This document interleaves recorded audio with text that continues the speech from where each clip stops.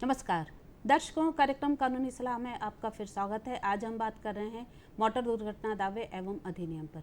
बातचीत के लिए हमारे साथ हैं deputy general manager United India Insurance Company regional office Bhopal Shri Rajiv Agarwal ji. Sir, कार्यक्रम कानूनी सलाह में आपका बहुत बहुत स्वागत है। हमारे दूसरे विशेषज्ञ हैं विषय विशेषज्ञ श्री परमेश्वर दयार अधिवक्ता जी। सर, कार्यक्रम कानूनी सलाह में आपका भी बहुत बहुत स्वागत है।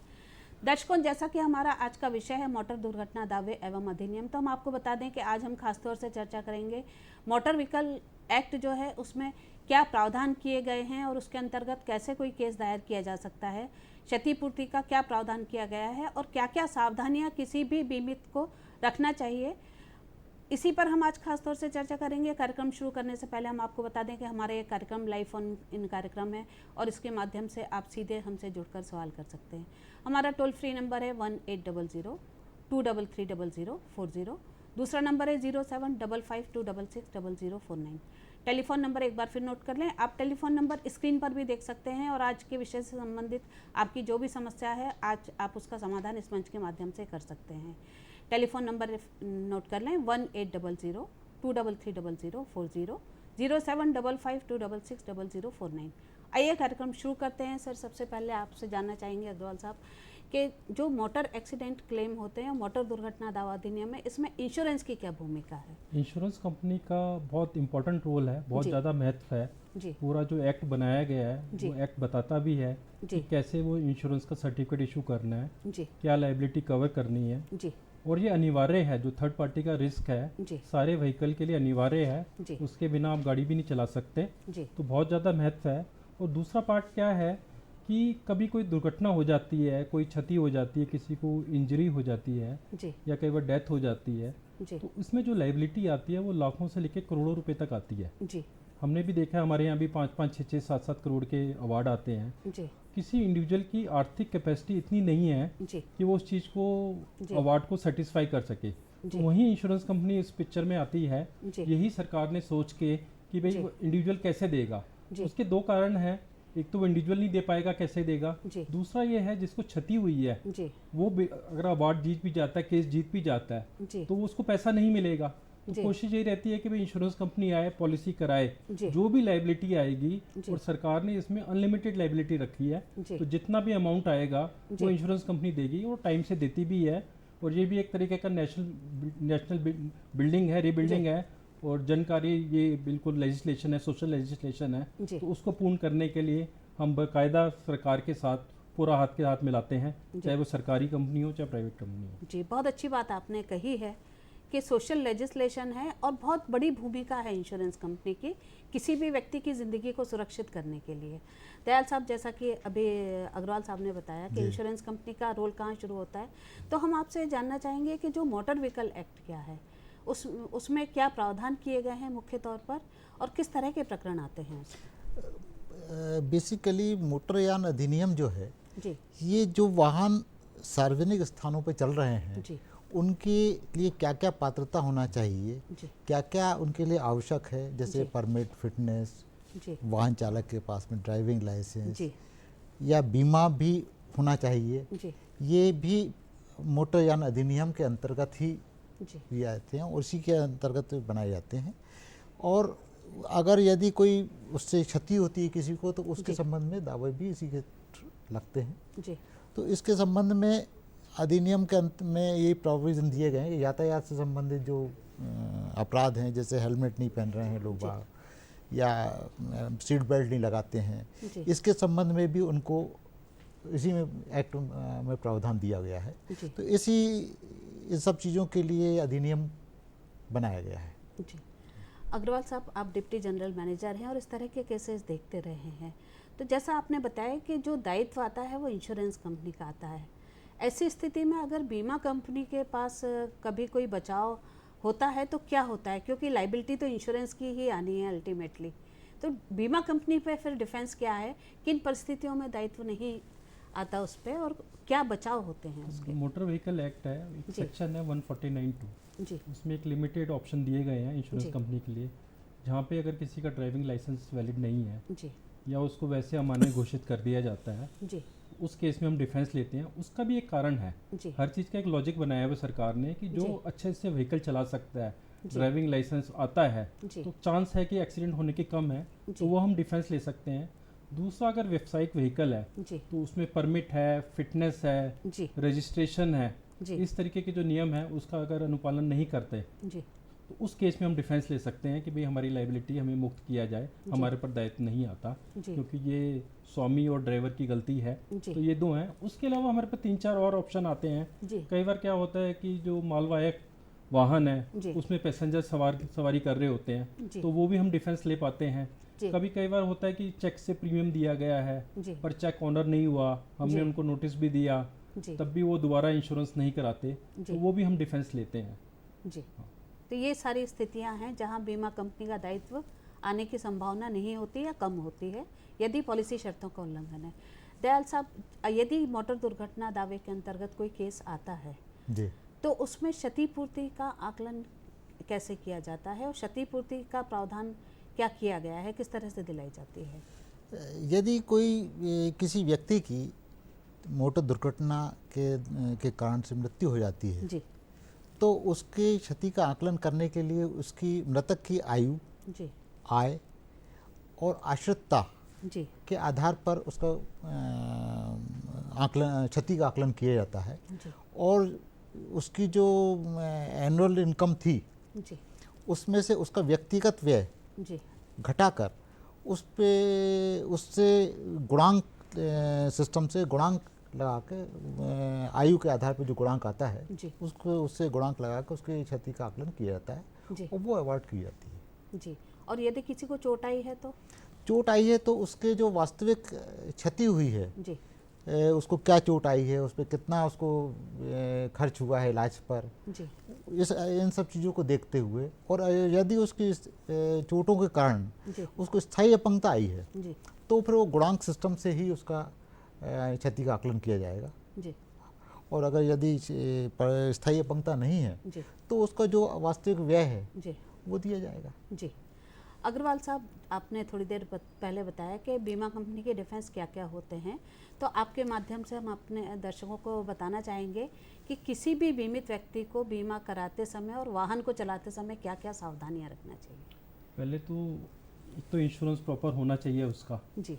जैसे सबको लगता है कि इंश्योरेंस है जी, पर आपका कमर्शियल व्हीकल है और प्राइवेट व्हीकल में अगर आपने इंश्योरेंस करा रखा है जी, तब भी आप लोग बच नहीं पाओगे, सारा जो दायित्व आएगा वो ओनर पे आएगा जी। तो पहले तो यही देखना है कि प्रॉपर पॉलिसी हो जी, और जो भी नियम है, जैसे दुपहिया वाहन है तो आप कृपा करके हेलमेट पहन के चलाइए, 4 पहिया है तो बेल्ट पहनिए, जैसे रेड लाइट है उसका वायलेशन ना कीजिए।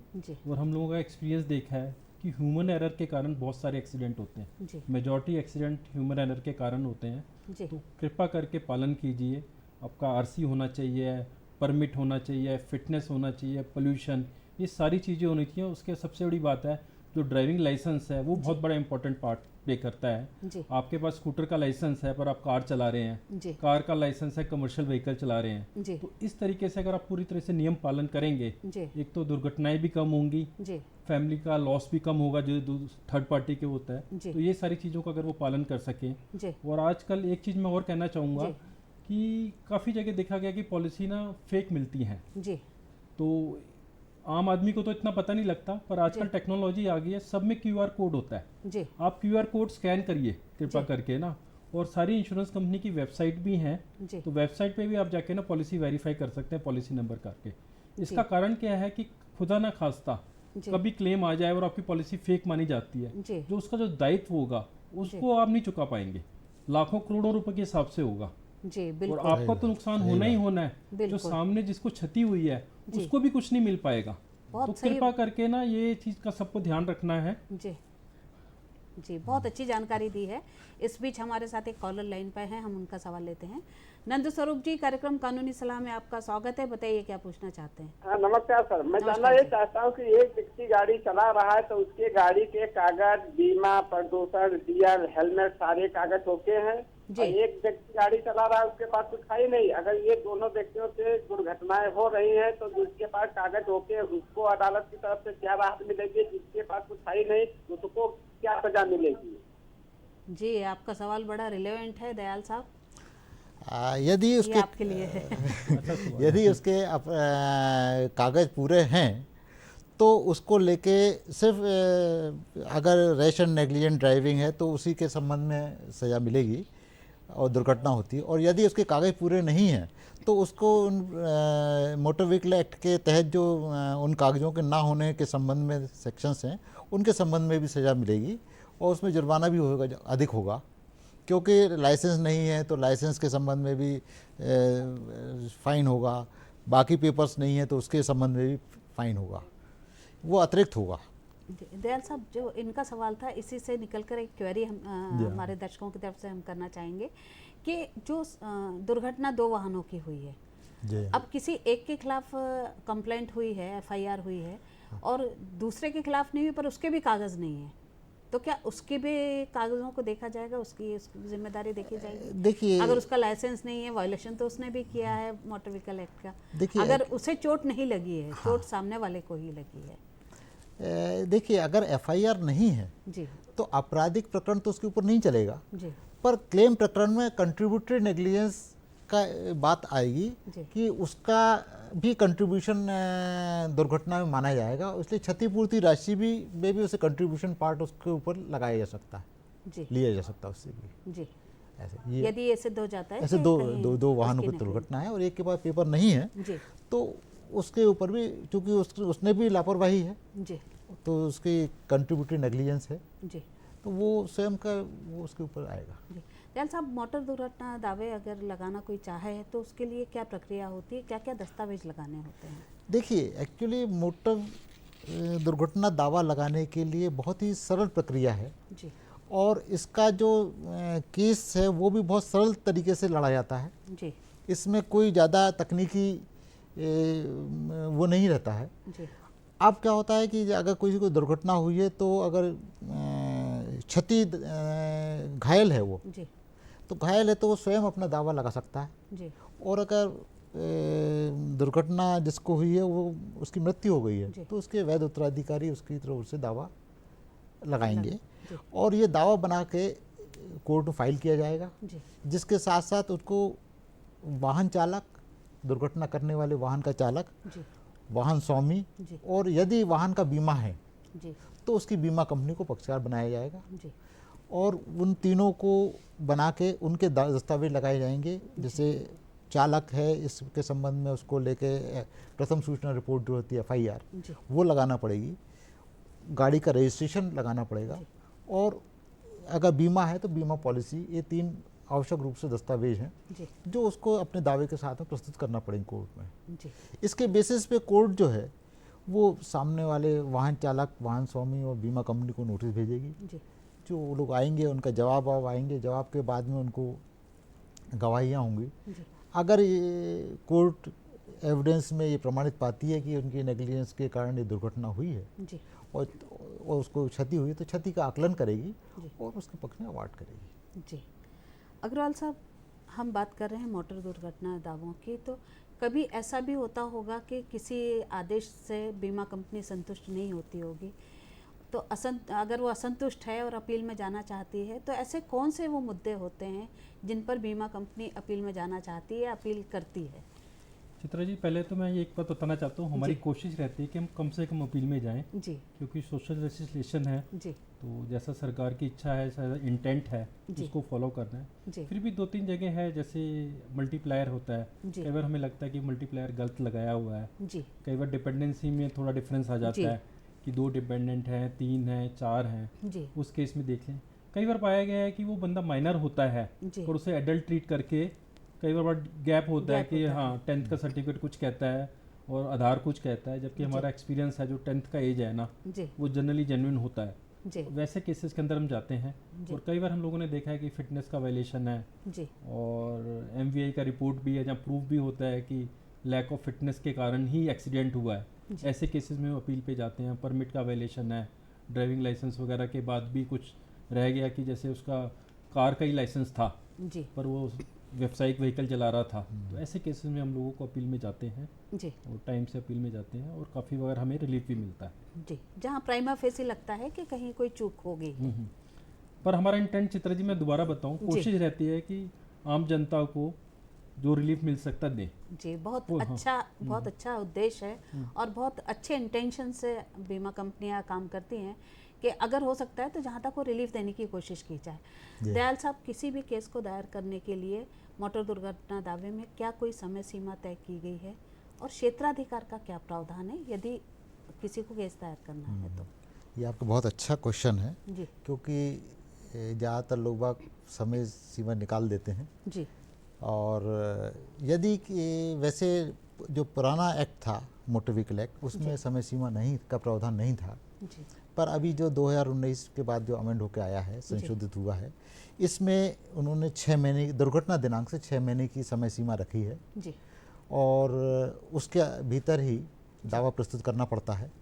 जी, इसके साथ साथ यदि अगर मान लीजिए किसी की समय सीमा निकल गई है जी, और दावा प्रस्तुत करना चाहता है जी, तो उसको एक आवेदन लगाना पड़ता है जी, जिसको कहते हैं धारा 5 है समय अवधि अधिनियम, जी, जिसमें उसको बताना पड़ता है कि ये जो 6 महीने का टाइम निकल गया, विलम्ब हुआ है, जी, ये क्यों हुआ है। जी, अगर कोर्ट उसको समझती है कि उसका ने जो कारण बताया है वो जस्टिफाइड है जी, तो वो फिर उसको पीरियड को कंडोन कर देती है और उसका सुनवाई फिर करती है। जी, तो ये समय सीमा है। इसके साथ साथ जुरिडिक्शन का है जो क्षेत्राधिकार जिसको कहते हैं अपन, तो कोई भी क्लेम प्रकरण जो है जी, वो उस कोर्ट में लगाया जा सकता है जहाँ की पहली शर्त तो यह है कि जहाँ दुर्घटना घटी हो, जी, दूसरा ये है कि आवेदक स्वयं जहाँ रहता हो जी, या कारोबार करता हो, जी, और तीसरा ये है कि प्रतिवादी या अनावेदक गण जी, जहाँ रहते हों। जी, ये 3 कंडीशंस हैं जहाँ की उसको जहाँ की कोर्ट में उसको दावा लगाया जाता है। जी। अग्रवाल सर, हम एक शब्द सुनते हैं मोटर क्लेम में, पे एंड रिकवर। पे एंड रिकवर क्या होता है? चूँकि कंपनियां पे एंड रिकवर के तहत पेमेंट करती हैं, तो ये क्या होता है और इसके तहत किस तरह से कंपनियां कार्रवाई करती हैं, कैसे देखती हैं इसको? चित्रा जी, मैं बताना चाहूँगा कि जो मोटर व्हीकल एक्ट के नियम हैं और पॉलिसी के उसी के अनुसार इशू की जाती है। जी, कोर्ट को जब लगता है कि उस नियम के अनुसार दायित्व जो है इंश्योरेंस कंपनी में नहीं आ रहा, जी, जैसे कोई वायलेशन है, परमिट का वायलेशन है, जी, कुछ भी है, जी, और वो स्वामी पे ही आएगा या उस ड्राइवर पे आएगा। जी, पर जैसा कि हम लोग जानते हैं कि भाई फाइनेंशियल या आर्थिक कंडीशन ऐसी नहीं होती कि वो जो ओनर है वो दे पाए उसको। जी, तो ऐसे केसेस में क्योंकि सोशल लेजिस्लेशन जैसे हम बार बार बोल रहे हैं, जी, तो कोर्ट बोलता है कि आप अभी तो पे कर दो, जी, जिससे कि जिसको क्षति हुई है जी, उसकी फैमिली को कोई नुकसान नहीं होना चाहिए, जी, पर आप उनसे रिकवर कर लो, ओनर या ड्राइवर से जो है उनसे रिकवर कर लो। तो हम लोग पे भी करते हैं, पर हम लोग भी कमर्शियल ऑर्गेनाइजेशन हो गया है, जी, प्राइवेट कंपनी भी हैं, सरकारी भी हैं, बिल्कुल, तो उसका जो आर्थिक भार है वो काफ़ी पड़ रहा है। जी, और अवार्ड भी आजकल करोड़ों के हिसाब से आते हैं, हमने देखा 8-8, 10-10 करोड़ का पे एंड रिकवर का अवार्ड आ रहा है। जी, और ऐसा मैकेनिज्म नहीं है कि हम लोग उससे रिकवर कर पाएँ, जी, और तो और हम व्हीकल भी रिकवर नहीं कर पाते जिससे एक्सीडेंट होता है। जी, जी, तो सरकार अगर कुछ ऐसा मैकेनिज्म बनाए जी, कि वो उसी कोर्ट से रिकवरी का हो जाए, या कोई एक फंड बन सके, जी, फंड बन जाए जिससे कि उसी में से उनको पैसा दे दिया जाए, जी, क्योंकि ये तो एक सामने ही है, पे एंड रिकवर का मतलब ही है कि आपकी कोई लायबिलिटी नहीं है इंश्योरेंस कंपनी की, पर आप पे कर दीजिए और बाद में रिकवरी कर लीजिए। तो उससे थोड़ा सहायता होगा, और उससे क्या होगा कि जैसे कि हम क्लेम देते हैं उसी हिसाब से हम लोग प्रीमियम चार्ज करते हैं, जितना कम देंगे क्लेम उतना कम प्रीमियम होगा। और भी हम लोगों ने देखा गया है हमारे भारत देश में कि इंश्योरेंस थोड़ा कम कराते हैं लोग, यही सोचते हैं कि एक्सीडेंट तो होगा नहीं, प्रीमियम इतना ज़्यादा है, कम प्रीमियम होगा तो सारे लोग उसको कराएंगे, बिल्कुल, और इस तरीके के फर्जी कवर नोट, इम्प्लांटेशन ऐसा कोई आएगा ही नहीं। तो हमारा तो सुझाव है कि इसको थोड़ा सा सरकार हमें किसी तरीके से थोड़ा मॉडिफिकेशन करे पे एंड रिकवर में, और जिससे कि हमारे आर्थिक का भार जो बहुत पड़ रहा है। और मैं बताना चाहूँगा खासकर हम पब्लिक सेक्टर इंश्योरेंस कंपनीज पे जो हमारा इम्पैक्ट और लॉसेस का है ना, वो एमएससीटी के क्लेम्स के कारण सबसे ज़्यादा है। तो अगर इसमें थोड़ा हेल्प मिले, जिससे कि कोर्ट तो मान ही रहा है कि हमारी लायबिलिटी नहीं है, तो हम लोगों के लिए बहुत फ़ायदा होगा और बाकी सबको भी फ़ायदा होगा, इंश्योरेंस प्रीमियम भी कम होगा, ज़्यादा से ज़्यादा लोग इंश्योरेंस कराएंगे। जी बिल्कुल, आपका कहना बिल्कुल सही है कि फिर इंश्योरेंस भी ज़्यादा होंगे, क्योंकि अगर प्रीमियम कम होगा तो हर आदमी इंश्योरेंस करा लेगा। अभी बिना इंश्योरेंस के बहुत सी गाड़ियाँ रोड पे चलती हैं और एक्सीडेंट होने के बाद फिर पता चलता है कि कितनी बड़ी मुश्किल हो गई है। दयाल साहब, जैसा कि अभी अग्रवाल साहब ने बताया कि भाई चूँकि प्रीमियम के कारण कई लोग इंश्योरेंस नहीं कराते हैं, तो किसी भी मोटर क्लेम के दावे में वाहन चालक और मालिक का दायित्व किन परिस्थितियों में आता है मोटर व्हीकल एक्ट के तहत, और बीमा कंपनी का किन स्थितियों में आता है? देखिए, यदि अगर किसी वाहन का जी से कोई दुर्घटना होती है और उस वाहन का, जैसा कि अग्रवाल साहब ने बताया कि बीमा नहीं होगा, तो दायित्व ओनर के ऊपर आएगा, वाहन स्वामी के ऊपर आएगा जी। और इसलिए उसको आवश्यक है कराना। परंतु यदि अगर वाहन चल रहा है और उसने अगर इनके फिटनेस नहीं है, परमिट नहीं है, ड्राइविंग लाइसेंस नहीं है जी, तो भी दायित्व वाहन स्वामी के ऊपर आने की संभावना अधिक रहती है जी। अधिक रहती है। इसके अलावा क्या है कि ये सब अगर दस्तावेज रहेंगे उसके जी तो उसको ही लाभ है जी। और यदि बीमा कंपनी बीमा है वाहन का और सारे उसके दस्तावेज पूरे हैं जी, तो बीमा कंपनी उसके जो लाइबिलिटी को वहन करने के लिए दायित्वाधीन है जी। और वो करेगी। तो मोटर यान अधिनियम में भी ऐसा प्रोविजन है, हाँ, सोशल लेजिस्लेशन है, सेक्शन 150 में है उसमें किए गए हैं कि वो ओनर की लाइबिलिटी को वो वहन करेगी जी। ओनर को। अग्रवाल सर, आपसे जानना चाहेंगे, चूँकि आप इंश्योरेंस कंपनी से हैं और आपने अभी सुझाव भी दिया कि कुछ सरकार को सोचना चाहिए, तो क्या इस कानून में आपको लगता है कि कोई अमेंडमेंट करने की ज़रूरत है? जो वर्तमान में मोटर व्हीकल एक्ट है उसमें कहीं कोई संशोधन होना चाहिए, और यदि होना चाहिए तो किस तरह के संशोधन की आवश्यकता आप महसूस करते हैं? आप लोग रेल से भी ट्रैवल करते हैं, एयर से भी करते हैं जी, उसमें एक ना फिक्स लाइबिलिटी है, जबकि उसमें रिस्क बहुत ज़्यादा है, एयर में बहुत ज़्यादा रिस्क है जी, और हम लोग ऑपरेटर पे डिपेंडेंट होते हैं। जी, बिल्कुल। इसमें तो कई लोगों की गलती होती है। अगर आप रोड पे देखो, जी, अगर पैसेंजर गलत क्रॉस करता है तब भी बड़े व्हीकल पे ही दायित्व आता है, जी, उनकी फिक्स लाइबिलिटी है। तो वैसे ही अगर हमारे यहाँ भी फिक्स लाइबिलिटी हो सके, जी, अभी तो इनकम के हिसाब से लाइबिलिटी फिक्स होती है, जी, 10-10, 12-12 करोड़ जाता है अमाउंट। जी, फिर उसमें जो ब्याज है, जी, कई बार हमने देखा कि प्रिंसिपल तो बहुत कम होता है, जी, ब्याज ही इतना हो जाता है। जी, तो 1990 से पहले भी एक फिक्स लाइबिलिटी का कॉन्सेप्ट था, जी, और इसमें क्या होता है कि हम दे तो रहे हैं पैसा, जी, पर हम लोग फिर अल्टीमेटली प्रीमियम बढ़ा देते हैं, क्योंकि हम लोग कहाँ से देंगे, जी, हम लोग तो ऐसा कहीं रिसोर्सेज कहीं से आते नहीं है। जी, तो अगर फिक्स लाइबिलिटी हो सके, जी, एक पर्टिकुलर कैप कर दें, मैं ये नहीं कहता कि 5 लाख करें, 10 लाख करें, आप अमाउंट बढ़ा दो, पर एक कैपिंग होनी चाहिए। जी, उसी हिसाब से इंटरेस्ट में भी अगर मैं कहूँगा एक कैपिंग आप कर दीजिए। जी, कई बार क्या होता है कि उसमें हम लोग तो सेटल करना चाहते हैं अवार्ड, जी, पर वो प्रक्रिया ऐसा है कि जी, बहुत टाइम लग जाता है। जी, अगर 10-10 साल लग रहे हैं किसी में, जी, तो हम लोगों को इंटरेस्ट का जो नुकसान होता है, जी, अगर सरकार थोड़ा लाइबिलिटी फिक्स कर दे जी, और सभी को फायदा है, प्रीमियम कम होगा, सारे लोग इंश्योरेंस कराएंगे, जैसा मैंने पहले बताया था। बिल्कुल, तो हमारा तो यही एक रिक्वेस्ट है जी, कि लाइबिलिटी को थोड़ा फिक्स कर दिया जाए, एक रीजनेबल अमाउंट लेके ना, जी, नहीं तो बहुत मुश्किल हो जाएगा, प्रीमियम बढ़ता जाएगा। जी, और अभी हम देखते जा रहे हैं लोग इंश्योरेंस अवॉइड करने लगे हैं कुछ लोग जी, ना, कि प्रीमियम जी, इतना ज़्यादा कैसा दें। बिल्कुल। तो ये संशोधन होना चाहिए आपके हिसाब से।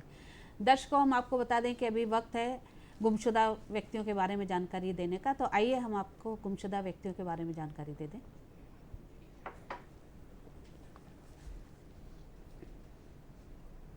ये तस्वीर जो आप देख रहे हैं रिचा सोनी की है। उम्र 23 साल, कद 5 फीट 6 इंच, रंग गोरा, चेहरा लंबा, इकहरा बदन, सलवार सूट पहने हैं और ये शालीमार पार्क कोला रोड से लापता है। ये तस्वीर जो आप देख रहे हैं ये अदिति चौरसिया, उम्र 16 साल, कद 5 फीट 2 इंच, रंग सांवला, चेहरा लंबा, इकहरा बदन, जीन्स टी शर्ट पहनी है और विकास नगर गोविंदपुरा भोपाल से लापता है। ये तस्वीर जो आप देख रहे हैं ये संदीप साहू की है। उम्र 35 साल, कद 5 फीट 3 इंच, रंग सांवला, चेहरा लंबा, इकहरा बदन, जीन्स टी शर्ट पहने हैं और ये साईं दर्शन मॉल के पीछे सदर बाजार होशंगाबाद से लापता है। इन सब के बारे में यदि आपको कोई जानकारी मिलती है तो इस पते पर सूचित करें। पुलिस मुख्यालय, अपराध अनुसंधान विभाग, भोपाल।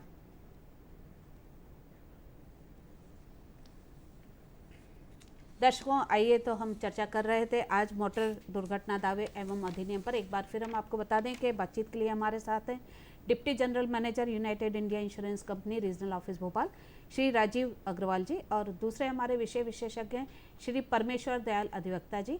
तो आइए चर्चा को जारी रखते हैं। सर, जैसा कि हम चर्चा कर रहे थे कि मोटर व्हीकल एक्ट में आपने बताया कि संशोधन होना चाहिए, तो दयाल साहब आपका क्या विचार है? जैसा कि अभी अग्रवाल साहब ने कहा कि कैपिंग होना चाहिए, क्योंकि एरोप्लेन से कोई दुर्घटना होती है, रेलवे से होती है, तो एक फिक्स लाइबिलिटी आती है।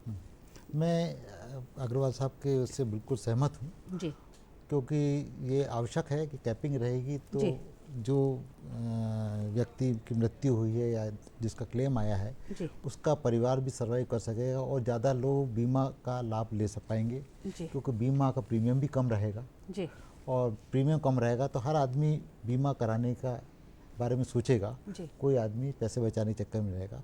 इसके साथ साथ मेरा ये भी सुझाव है कि कुछ जो गाड़ियाँ पुरानी गाड़ी एक्सचेंज में दे रहे हैं उसके संबंध में वो लोग दे देते हैं और वो लेकर गाड़ी उनके नाम पर पंजीकृत रहती है और वहाँ जाके वो गाड़ी का एग्रीमेंट भी होता है, सब कुछ होता है।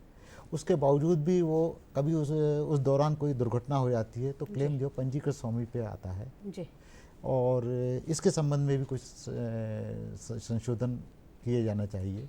जिनमें अनुबंध है और जिनमें उनका कब्जा नहीं है, उनके पोजीशन में नहीं है, तो उसके उनको लाइबिलिटी से मुक्त हो, ऐसा कुछ हो। ये मतलब आप भी चाहते हैं कि मैं भी चाहता हूं। संशोधन की आवश्यकता है और कहीं ना कहीं संशोधन होना चाहिए। आप सहमत हैं? मैं बिल्कुल सहमत हूँ अग्रवाल साहब की उससे। अग्रवाल साहब, जो मोटर व्हीकल एक्ट है, जो मोटर व्हीकल एक्ट के जो केस आते हैं उसमें हिट एंड रन एक शब्द आता है कि कई बार गाड़ी टक्कर मार के भाग जाती है। अब उस गाड़ी का भी पता नहीं है, चलाने वाले का भी पता नहीं है, पर चोट तो लगी है या डेथ हुई है। तो ऐसी स्थिति में इस कानून में या इंश्योरेंस कंपनियों के तहत कोई सरकार और कंपनियां कोई राहत देती हैं? इसमें क्या है, इंश्योरेंस कंपनी ने एक सोल्यूशन फंड करके बनाया है जिसमें सारी इंश्योरेंस कंपनी कंट्रीब्यूट करती है जी। वो सरकार के निर्देश के अनुसार ही है जी। और बहुत सालों से चल रहा है जी। तो इसमें एक निर्धारित अमाउंट है ग्रीवियस हर्ट का और डेथ का जी। तो FIR होनी चाहिए और कलेक्टर को एप्लीकेशन लगानी चाहिए जी। तो वो थोड़ा हेल्प करते हैं, अमाउंट जरूर मिलता है। ऐसा नहीं है कि आपको व्हीकल का नहीं पता लगा, हिट एंड रन है तो बिना किसी कॉम्पेंसेशन के आप रह जाएंगे। वो ये बहुत सालों से चल रहा है। और चित्रा जी, मैं बनाना चाहूँगा कि काफ़ी लोगों को ये पता ही नहीं है इस बारे में ना। वो लोग सोचते हैं कि भाई व्हीकल का नहीं पता लगे तो हम लोग कहाँ जाएंगे।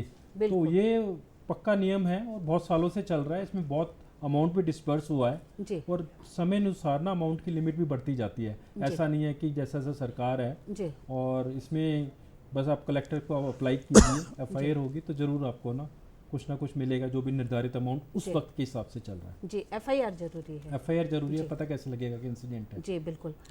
दर्शकों, जैसा कि अभी हमारे एक्सपर्ट और हमारे इंश्योरेंस के अग्रवाल साहब जो डिप्टी जनरल मैनेजर है, उन्होंने बताया कि यदि कोई गाड़ी टक्कर मार के भाग भी जाती है तो आप FIR जरूर करें, क्योंकि उसके लिए भी सरकार ने एक फंड रखा हुआ है और उसके तहत आप कलेक्टर के तहत आवेदन देते हैं तो जो भी निर्धारित राशि है वो आपको मिल जाएगी। कई बार FIR ना करने और गाड़ी भाग के चली गई टक्कर मार के तो लोग FIR नहीं करते हैं, जिससे वो इस सहायता को पाने से वंचित हो जाते हैं।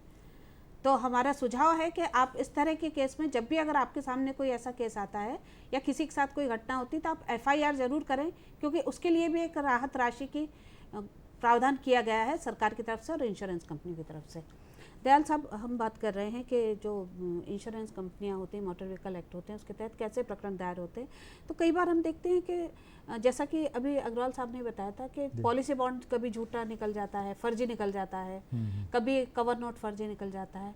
तो ऐसे केसेस में जो न्यायालय है, जो मोटर दावा अधिकरण है, उसमें क्या स्थिति होती है, किस तरह के आदेश वो होते हैं अगर ये सिद्ध हो जाता है कि फर्जी कवर नोट है? देखिए कि ये बहुत केस की क्या स्थिति होती है? हाँ, ये आजकल बहुत हो रहा है और बहुत इस टाइप के केसेस आ रहे हैं जिसमें कि कवर नोट फर्जी प्रमाणित हो जाता है जी। और यदि किसी केस में कोई कवर नोट या पॉलिसी फर्जी है, मैनिपुलेट करके बनाई गई है, करके प्रस्तुत की गई है, तो उसके आधार पर क्या होता है कि जब FIR होती है पुलिस रिकॉर्ड में तो उसमें क्रिमिनल केस चलता है, पर तो यहाँ गवाही नहीं देते हैं क्लेम में। और क्लेम में जब गवाही नहीं देते तो क्लेम में अगर ये प्रमाणित कर देती बीमा कंपनी की भाई ये तो हमारे यहाँ कवर नोट जारी हुआ ही नहीं है ये, तो वो लेके बीमा कंपनी को मुक्त कर देते हैं और मालिक के ऊपर लायबिलिटी आ जाती है जी। तो मालिक को देनदारी मालिक को ड्राइवर के ऊपर रहेगी, क्योंकि कॉन्ट्रैक्ट ही नहीं है। कॉन्ट्रैक्ट नहीं है, हमने ना तो बीमा कंपनी ने कोई उससे प्रीमियम लिया है उस पॉलिसी का, ना उन्होंने पॉलिसी जारी की है जी। तो जो बेसिकली जो पॉलिसी है that is an agreement between the insured and insurer. तो वो एग्रीमेंट ही उनके बीच में एग्जीक्यूट नहीं हो पाया, तो इसलिए उससे कोई दायित्व बीमा कंपनी पे नहीं आता। मैं इसमें दयाल साहब ने बहुत अच्छी बात की। चित्रा जी एक चीज़ और बताना चाहूँगा इसी मामले में। काफ़ी लोग सोचते हैं कि fake cover note book cover note दे देंगे या पॉलिसी दे देंगे तो पे एंड रिकवर का अवार्ड हो जाएगा, तो हमारे पर दायित्व नहीं आएगा उस वक्त, और इंश्योरेंस कंपनी का सामर्थ्य नहीं है कि रिकवरी कर सके। पर अब काफ़ी केसेस हो गए हैं हमें जो कंप्लीट एक्सोनरेशन मिल रहा है। ग्वालियर में 1-2 केस हो गए, तो ऐसा कुछ भी नहीं है। और चेक डिसऑनर और दोनों को मैं एक ही लेवल पे लेके चलूंगा कि काफ़ी लोग करते हैं कि चेक पे कर देते हैं, डिसऑनर हो जाता है, प्रीमियम का चेक और पे एंड रिकवर पे चलेंगे। अभी रिसेंट केस हुआ भोपाल का, जहाँ 4 करोड़ की लायबिलिटी है वो ओनर पे फिक्स हुई है, हमने कंप्लीटली एक्सोनरेट कर दिया है क्योंकि चेक डिसऑनर हो गया था, उसी का फर्ज बनता था। हम लोग प्रूव कर पाए, बैंक का भी सपोर्ट लिया, बकायदा मैसेज गया हुआ था। तो आजकल ये ना सोचिए कि पे एंड रिकवर हर केस में मिल जाएगा। कोर्ट भी आप आजकल देख रही है कहाँ फ्रॉड चल रहा है। कोर्ट का भी पर्पज ये है कि जुडिशियस डिस्बर्समेंट हो, कोई मिसयूज ना करे इस प्रक्रिया का। अग्रवाल साहब, आपने बताया कि जो चेक बाउंस का केस था उसमें 4 करोड़ की लायबिलिटी से इंश्योरेंस को मुक्त किया गया, तो क्या आप दर्शकों को इस बारे में कुछ बताना चाहेंगे कि उनको अगर उनका चेक बाउंस होता है या अगर किसी को ये पता ही नहीं कि जो कवर नोट उसे दिया गया फर्जी है या पॉलिसी बॉन्ड फर्जी है, वो कैसे चेक करेगा? कि हो सकता है ये एजेंट की तरफ से कोई भूमिका अदा की गई हो। पहली बात तो यही है कि आजकल कवर नोट का प्रैक्टिस ना खत्म हो गया। कम से कम 4 सरकारी कंपनी सीधा पॉलिसी देती हैं, क्योंकि जो कवर नोट वैसे भी होता था ना वो टेम्परेरी बेसिस पे होता था, जो कि मोटर व्हीकल एक्ट का अधिनियम के हिसाब से वो कंडीशंस नहीं होती थी, क्योंकि बकायदा एक सर्टिफिकेट ऑफ इंश्योरेंस होना चाहिए। तो जब भी आपको पॉलिसी मिले तो आजकल QR कोड आता है, उसके अंदर आप स्कैन करके देखिए, उसमें डिटेल्स आएंगी।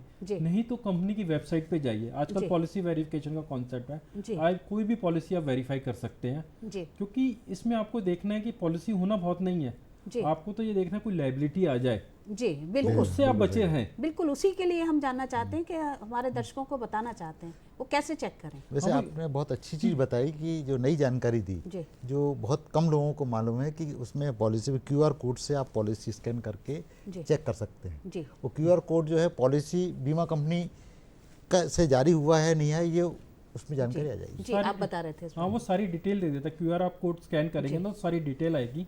और कई बार होता है कि वो लिंक भी देता है, नहीं तो आप कंपनी की वेबसाइट पे जाइए और वहाँ ज़रूर वेरीफाई कीजिए। वैसे भी अगर आप देखिए, हम कुछ भी खरीदते हैं, कोई मकान खरीदते हैं या मैं कहूँगा हम शादी करते हैं, तो पूरा वेरिफिकेशन करते हैं ना। बिल्कुल। तो इसमें क्यों नहीं? बिल्कुल, इसमें तो ये तो बहुत ज़रूरी है, और ये मैंडेटरी इंश्योरेंस है। कई बार क्या होता है कि कोई बोलता है कि भाई 1000 रुपये प्रीमियम है, हाइपोथेटिकल एग्जांपल दे रहा हूँ, हम 500 में करा देंगे, तो वही डाउट क्रिएट होता है। बिल्कुल। तो वहाँ आपको देखना है कि पॉलिसी है कि नहीं, कवर नोट नहीं है, आजकल सब जगह पॉलिसी है, ऑनलाइन वेरिफिकेशन होता है, आजकल UPI, पेटीएम, बहुत कुछ हम लोग यूज करते हैं, हर कोई इस्तेमाल करता है। बिल्कुल, ऐसा नहीं है, सब्जी वाला भी लेता है, UPI लेता है, तो सबको अवेयरनेस है, सबके पास स्मार्टफोन है। कृपा करके इसको वेरीफाई कीजिए, जिससे कि लायबिलिटी आपकी भी बचे और जिसको क्षति हुई है उसको भी कभी कुछ हो तो पूरा का पूरा कॉम्पनसेशन मिले। बिल्कुल, बहुत अच्छी बात कही है आपने। दर्शकों, जैसा कि अभी चर्चा में अग्रवाल साहब ने बताया कि कभी भी आप जब पॉलिसी लेते हैं तो उसमें एक QR कोड होता है, आप हमेशा उससे चेक करें कि आपको सही पॉलिसी दी गई है कि नहीं। उससे आप पूरी वेबसाइट पे जाएंगे तो डिटेल आ जाएंगे, कहीं कोई गलत पॉलिसी या कोई फर्जी पॉलिसी तो आपको नहीं दी गई है, इसका आप खुद ही चेक कर सकते हैं, अपने घर बैठकर चेक कर सकते हैं। तो जब भी आप पॉलिसी लें ये ज़रूर पुख्ता कर लें कि आपको पॉलिसी सही दी गई है या नहीं। सर, हम जानना चाहेंगे जो थर्ड पार्टी इंश्योरेंस होता है वो मैंडेटरी होता है, ये आपने भी कहा, दयाल साहब ने भी कहा, और एक्ट में भी ये प्रोविज़न है, पर इसके बारे में लोगों में कितनी अवेयरनेस है? क्या लोग थर्ड पार्टी इंश्योरेंस हर व्यक्ति कराता है अपने वाहन का, क्योंकि ये मैंडेटरी प्रोविज़न है? मैं इसको ना एक एग्जांपल दूंगा, हेलमेट जैसा।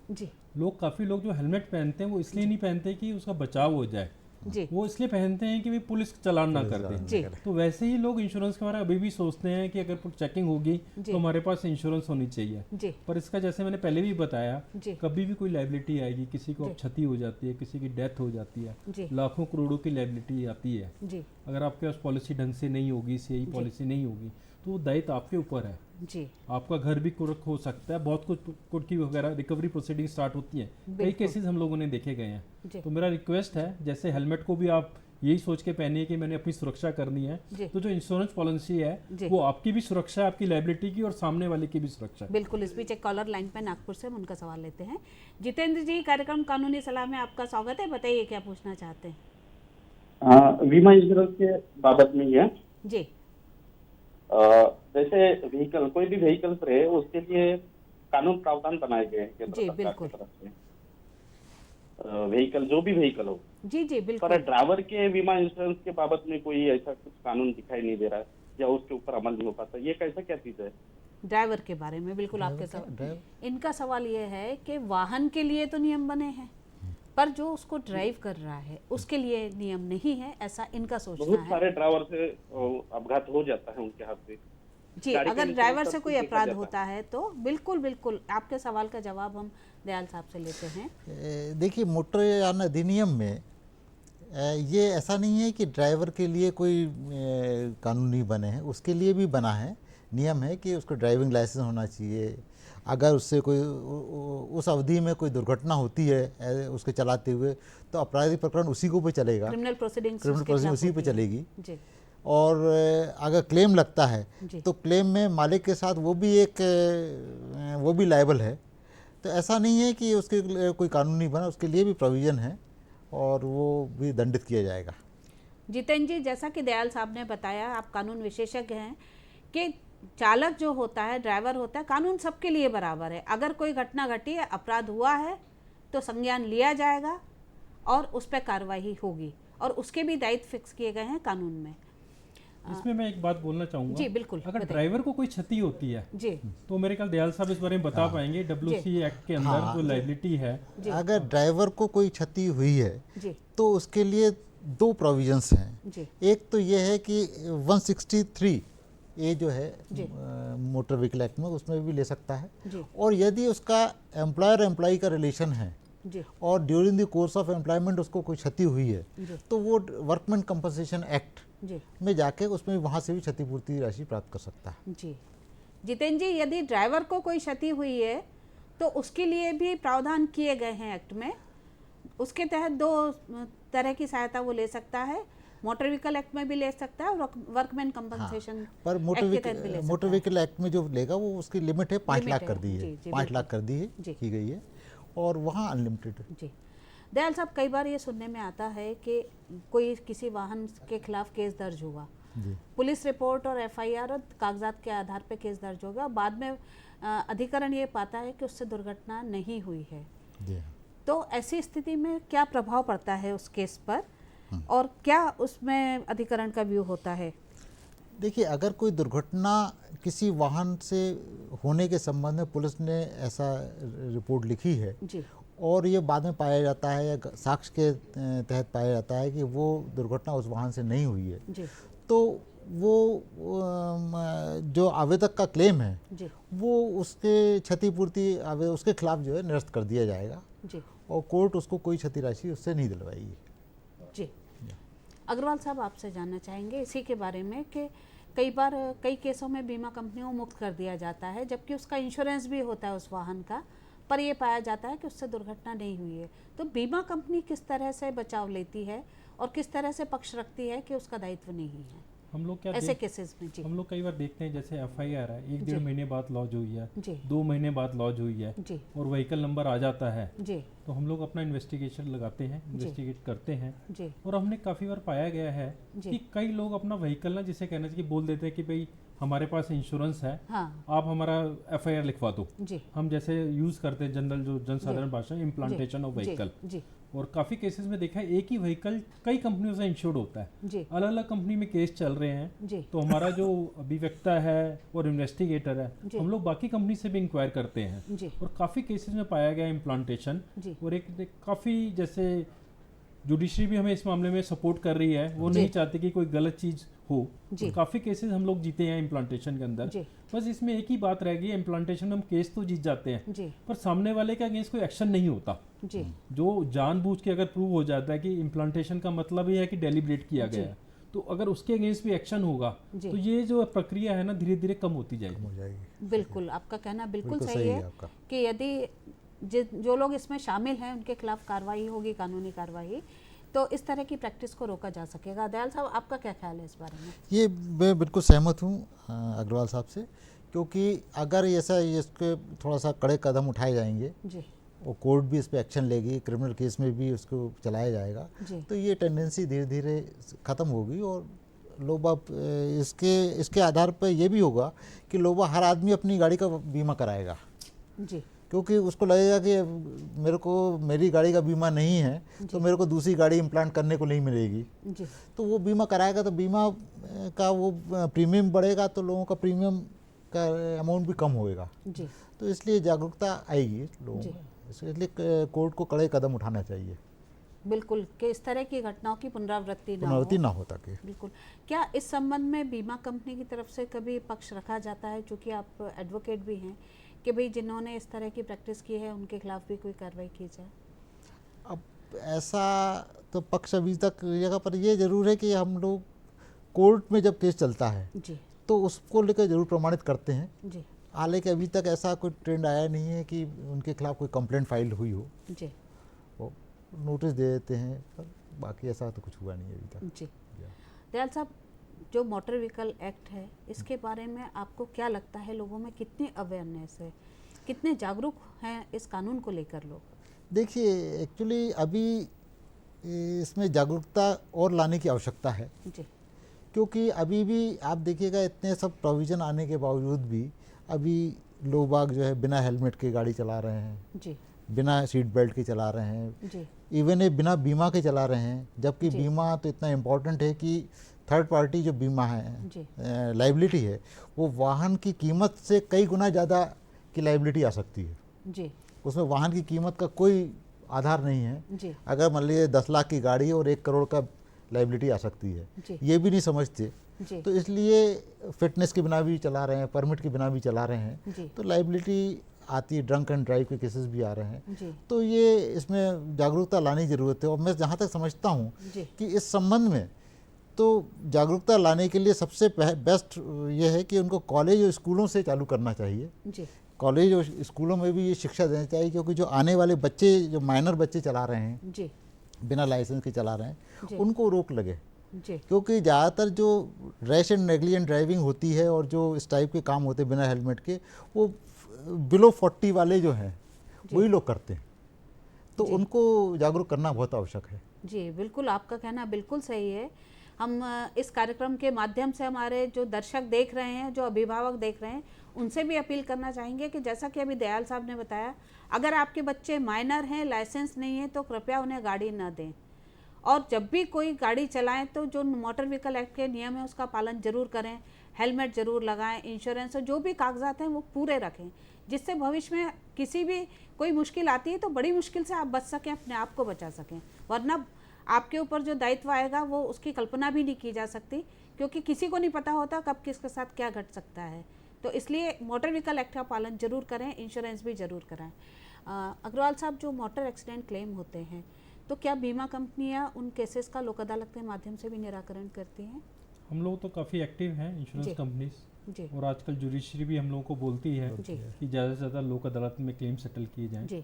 और जहाँ तक मध्य प्रदेश की बात है, पिछले साल हम लोगों ने, हमारी कंपनी ने 2000 क्लेम लोक अदालत में सेटल किए हैं, जिसमें एक क्लेम 85 लाख का था, अभी एक भोपाल में 67 लाख का था, 45 लाख का था। तो हम तो चाहते हैं, मेरे पास 6000 क्लेम थे, मैंने 1/3 क्लेम लोक अदालत में कर दिए, और अभी हमारा आगे भी एम है, हम तो चाहते हैं कि ज़्यादा से ज़्यादा क्लेम सेटल हों। और कई बार क्या होता है कि जैसे किसी का जो क्लेम है तो उनको लगता है, वकील बोलता है कि भाई नहीं आपको ब्याज भी मिलेगा, ये भी मिलेगा, पर जितना मुद्रास्फीति है हमारी, वो ब्याज कभी भी मैच नहीं कर सकता जितना इन्फ्लेशन रेट है। तो जितनी जल्दी अगर टाइमली अमाउंट मिल जाए, लोक अदालत में होने से क्या है ना, हम अपील कर सकते हैं, वहीं की वहीं फाइल क्लोज हो जाती है, और कोर्ट का पे भी भार बहुत कम पड़ता है। जितने कम केस होंगे, कोर्ट का भी फोकस अप्रोच और बढ़ता जाएगा। बिल्कुल सही तो प्रोएक्टिव अप्रोच है, खासकर सरकारी इंश्योरेंस कंपनी के व्यापार में बोलना चाहता हूँ। हमारा तो हमेशा ही एफर्ट रहता है कि ज़्यादा से ज़्यादा क्लेम सेटल करें। हमारा हेड ऑफिस भी पड़ा ही रहता है, जब भी लोक अदालत, 4 लोक अदालत होती है हमारी, तो हमेशा प्रेशर होता है, जीएम तक फॉलो करते हैं कितना हुआ। एक तरह से ऐसा लगता है जैसे रनिंग कमेंट्री की हो गई, इस रीजन से कितने आए, इससे कितने आए, तो हम लोग पूरा अपना वो लगा देते हैं। और जैसा कि मैंने बताया, सोशल लेजिस्लेशन है, तो हमारी कोशिश रहती है जितने ज़्यादा से ज़्यादा क्लेम सेटल हो सके, बढ़िया है। और लोगों को भी फ़ायदा होगा और सरकार का भी जो इंटेंट है उसको हम पूरा करने में कामयाब होंगे। बिल्कुल, बहुत अच्छा प्रयास आपकी तरफ से होता है। जल्दी इसके माध्यम से जल्दी पैसा भी मिल जाएगा जी। जो पैसा 2 साल बाद मिलना है वो आज मिल जाएगा, तो उसका वैल्यू भी ज़्यादा रहेगी, उसका काम भी आएगा। दयाल साहब, लोक अदालत में जो प्रकरण रखे जाते हैं तो उसमें क्या प्रक्रिया होती है? यदि कोई रखवाना चाहता है लोक अदालत के माध्यम से प्रकरण, लोक अदालत में कोई भी प्रकरण रखने के लिए कोई ऐसा विशेष कोई प्रोसीजर नहीं है। आप लेके कोर्ट में बोल दो कि साहब ये केस को हम लोक अदालत के माध्यम से करना चाहते हैं, तो कोर्ट एग्री कर लेती है और फिर बीमा कंपनी और उसके बीच में आपसी में बैठ के जो कंपनसेशन की राशि है वो एक कैलकुलेट कर ली जाती है कि कितना हो सकता है, और जिस अमाउंट पे दोनों एग्री हों और प्रकरण में कोई ब्रीच नहीं होना चाहिए, पॉलिसी ब्रीच नहीं होना चाहिए कि लाइसेंस नहीं है, ड्राइविंग और आपका फिटनेस नहीं है, परमिट नहीं है, ऐसा नहीं हो तो वो उस अमाउंट पे कंप्रोमाइज डिक्री बन जाती है। कोई फंडामेंटल ब्रीच नहीं होना चाहिए, फंडामेंटल ब्रीच नहीं होना चाहिए। जी। अग्रवाल साहब, जब लोक अदालत में क्लेम सेटल किए जाते हैं तो बीमा कंपनी का क्या व्यू रहता है? किस तरह से वो प्रकरणों को किस तरह के प्रकरणों को उसमें रखते हैं, और जो क्वांटम होता है उसमें क्या चीज़ें खासतौर से देखी जाती हैं? एक तो हम ये देखते हैं कि जहाँ क्लियर लायबिलिटी हो, हमारी कोई फंडामेंटल ब्रीच नहीं है जिसमें हमारे पास दायित्व। फंडामेंटल ब्रीच से क्या? जैसे परमिट हुआ, ड्राइविंग लाइसेंस हुआ, जो हमें डिफेंस सेक्शन 149/2 में दिए गए हैं उसके हिसाब से अगर लगता है कि दायित्व हमारे पर आएगा तो क्वांटम में हम देखते हैं। लोक अदालत में क्या होता है कि हम ब्याज नहीं देते, जैसा कि एग्रीमेंट होता है, तो हमारा इंटरेस्ट का सेविंग होता है। तो क्वांटम वकील का भी हम अभिव्यक्ता से हम लेते हैं, ओपिनियन लेते हैं, कई बार सामने वाला भी बताता है, तो एक पर्टिकुलर कोशिश करते हैं, एक पर्टिकुलर जस्ट जिसे कहना चाहिए रीजनेबल अमाउंट अराइव हो जाए, जिससे कि दोनों की तरफ से विन विन सिचुएशन बोलते हैं हम लोग, कि तुरंत की तुरंत उसको भुगतान भी हो जाए। जो भी अवार्ड आता है तो 30 दिन जैसा भी टाइम होता है उसके अंदर होता है। तो बस ये है कि क्लियर लायबिलिटी होनी चाहिए। अगर कहीं कोई पॉलिसी कंडीशन का उल्लंघन होगा तो फिर, क्योंकि ये कंप्रोमाइज है, तो क्लियर केस होगा तो करते हैं। और काफ़ी ज़्यादातर केस में अभी भी बताना चाहूँगा, ज़्यादातर क्लियर केस होते हैं, ऐसा कुछ नहीं है, most of the cases are clear. जी, नहीं, एक अच्छा प्रयास है सभी के लिए, जो पीड़ित है उसके लिए भी और बीमा कंपनी के लिए, दोनों के लिए। दयाल साहब, यदि कोई केस आता है और उसमें कोई पक्षकार अपील करना चाहता है किसी प्रकरण में, तो उसके लिए क्या प्रक्रिया होगी? कहाँ अपील कहाँ होगी और कितने दिनों में की जा सकती है? देखिए, अपील जो होती है मोटर दुर्घटना दावे, जो मोटर दुर्घटना दावे में अपील जो होती है हाई कोर्ट में होती है अपील, और उसका उसमें लिमिटेशन है 90 डेज से। 90 डेज में उसको अपील करना पड़ती है और हाई कोर्ट में अपील फाइल करना पड़ेगी अगर क्लेमेंट जा रहा है।